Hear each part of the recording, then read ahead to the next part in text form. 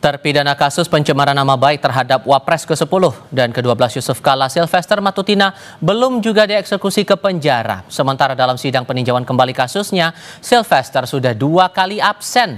Hakim Pengadilan Negeri Jakarta Selatan menggugurkan permohonan peninjauan kembali Sylvester. Jadi, kapan Sylvester akan dieksekusi?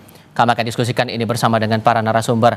Sudah bergabung bersama kami untuk saat ini lewat sambungan dalam jaringan terlebih dahulu. Ada Wakil Ketua Umum Bara JP, Walman Siagian. Bang Walman, dengan Tifal di sini apa kabar, Bang?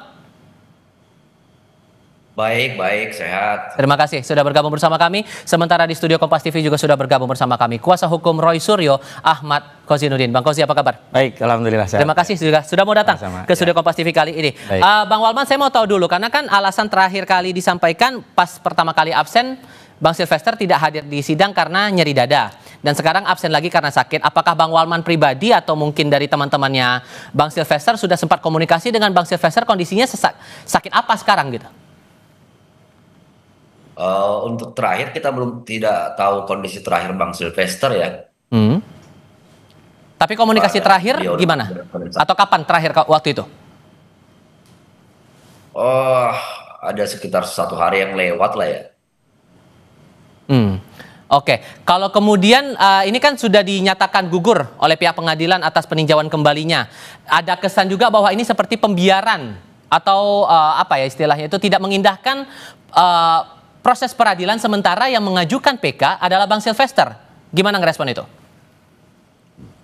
Sebenarnya kalau kita pikir, Pak JK sendiri pun sebenarnya kan menyerahkan ini dalam rangka proses penegakan hukum. Kan begitu. Kan Pak JK sebagai pelapornya. Kan begitu. Nah, kalau kita tilik persoalan ini kan persoalan 2017 pada saat acara demo ya, pernyataan-pernyataan yang dianggap mencemarkan nama baik Pak JK itu kejadian 2017. Jadi kalau korbannya yang kita anggap korban dalam hal ini sendiri pun Pak JK menyerahkan proses ini ke proses hukum, saya pikir kita terlalu habis energi juga mengurus persoalan Sylvester yang bukan koruptor, yang bukan melakukan tindak pidana kejahatan yang merugikan negara atau merugikan orang banyak.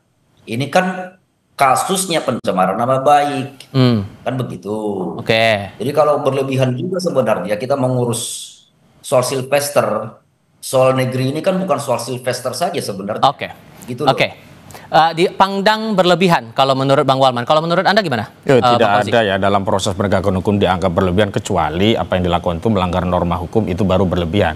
Dan saya kira perdebatannya hari ini bukan lagi soal apakah fitnah itu anggapan atau sekedar itu persoalan dengan keluarga JK. Memang ini tidak ada lagi kaitannya dengan keluarga JK karena sudah putusan. Jadi saya katakan ini Sylvester Matutina ini penjahat, terpidana. Kejahatannya apa? Mencemarkan, memfitnah, pasal 311 KUHP yang sudah divonis 1,5 tahun sejak 20 Mei 2019. Artinya sudah ada 6 tahun pembiaran. Jadi saya katakan ya, statement dari Kejagung tadi tidak bernilai ketika dia menyatakan tidak melakukan pembiaran sepanjang tidak segera melakukan eksekusi, terlepas eksekutornya adalah Kejaksaan Negeri Jakarta Selatan.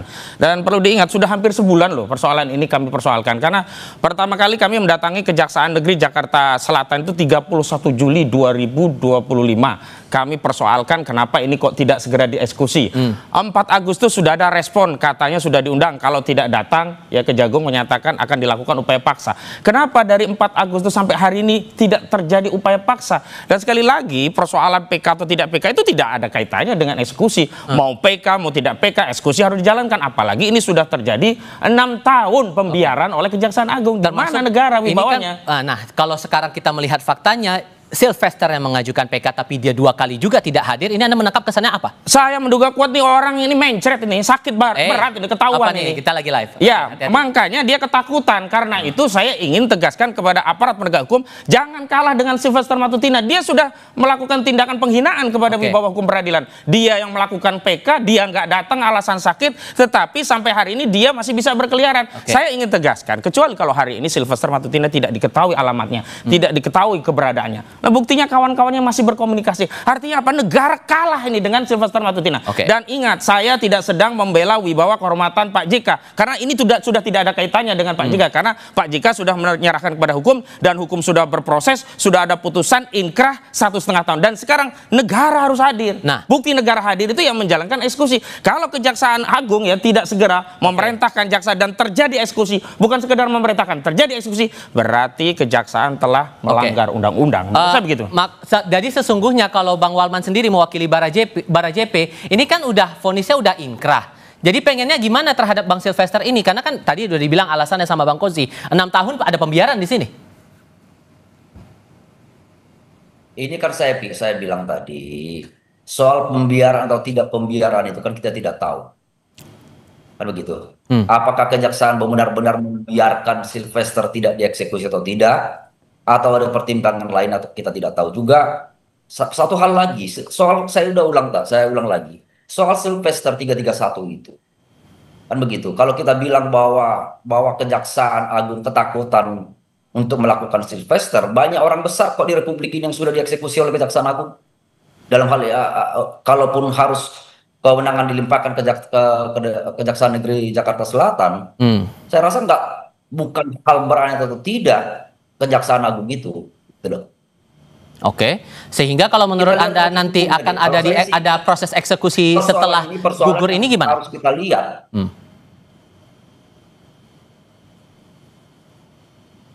Bang Walman? Kalau kita lihat, kalau kita nyatakan Kejaksaan Agung bukan pembiaran, gitu, kan begitu. Ada apa dengan Sylvester?